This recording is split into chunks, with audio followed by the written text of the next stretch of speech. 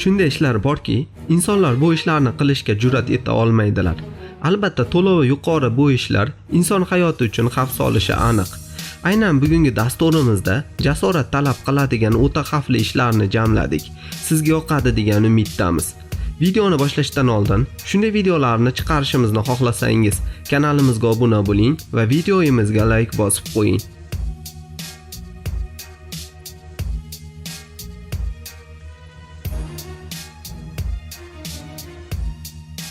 Politsiya va harbiy xizmat eng qiyin va xavfli kasblar qatoriga kiradi.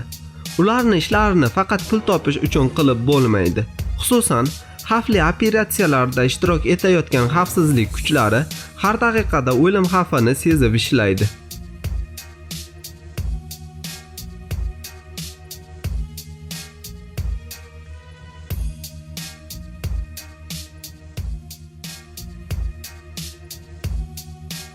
Barcha mamlakatlar yuk tashish uchun yuk mashinalariga muhtojlik qilishadi.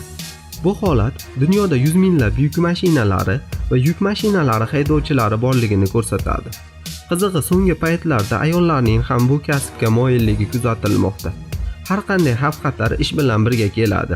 Yetkazib berish haydovchilari og'ir tirbandlikka duchor bo'lishadi.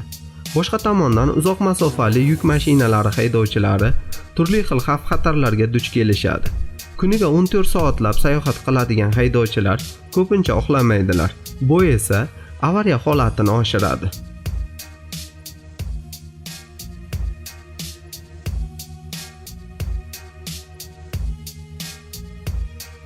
O'nlab metrlar yer ostida soatlab quyosh ko'rmasdan ishlayotgan konchilar nafaqat og'ir sharoitlarda, balki turli xavf-xatarlar bilan ham kurashmoqda. Afsuski, barcha xavfsizlik choralari ko'rilgan bo'lsa-da, birgina yer qimirlashi ularni yer ostida qolib ketishlariga sabab bo'ladi.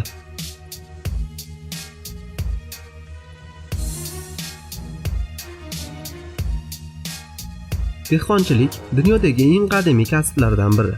Ammo buni xavfsiz ish qilmaydi. Qishloq xo'jaligida sodir bo'layotgan baxtsiz hodisalarning aksariyati og'ir texnikalar tufayli sodir bo'lmoqda. Traktorlar, kombaynlar va hatto katta maysazorlar ham erkaklar va ayollar uchun jiddiy xavf-xatarni tug'diradi.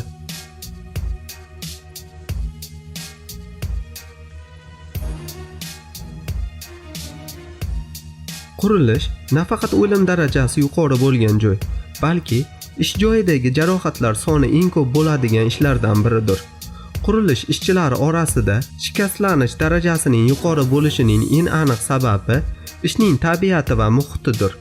Ishchilar qurilish maydonchalarida qurilish texnikasi bilan ishlaydilar va ish joylari uchun iskala quradilar.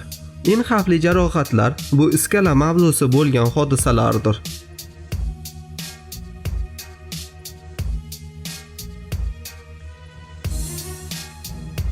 Ko'pchilik uchishdan qo'rqishadi. Aviakompaniya statistik jihatdan boshqa transport turlariga qaraganda xavfsizroq bo'lsa-da, avariyadan omon qolish ehtimoli juda ham past va osmon olib kelgan bezovtalik odamlarni qo'rqitish uchun yetarli. Ammo uchuvchilar havoda soatlab, hatto kunlarni o'tkazishadi. Ko'pgina uchuvchilar o'limi yirik tijorat samolyotlarida emas, balki kichik samolyotlarda, yong'in o'chirish, havo taksilari, shaxsiy samolyotlarda sodir bo'ladi.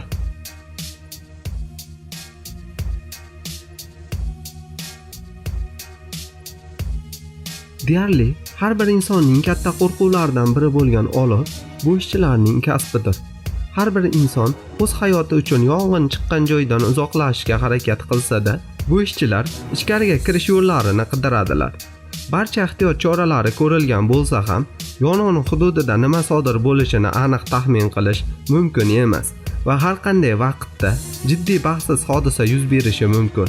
Har yili boshqa odamlarning hayotini saqlab qolish uchun o'nlab o't o'chiruvchilar halok bo'ladilar.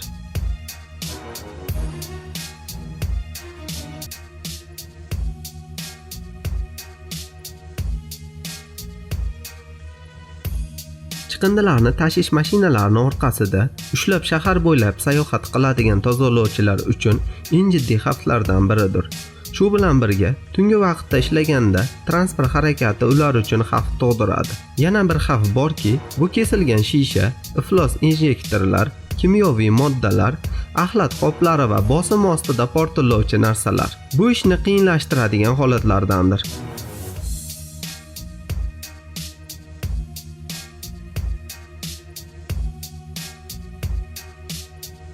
Bu ishchilar elektr simlarini tortadi va to'g'irlaydi. Ishchilar jiddiy xavf-xatarlarga duchor bo'lishadi.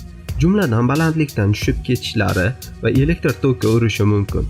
Elektr tarmog'ining ishchisi xizmat ko'rsatishda xatoga yo'l qo'ymaslik uchun elektr oqimi simlari bilan ishlashi kerak. Bu xavfning haqiqiy manbaidir.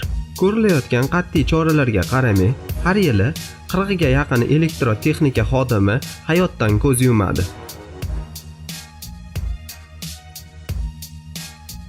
Videoni ham oxiriga keldik. Sizningcha, bu ro'yxatimizdagi ishlardan ham xavfli ishlar bormikan? Shu haqida albatta o'z izohingizni qoldiring. Kanalimizga obuna bo'ling. Xayr, salomat bo'ling.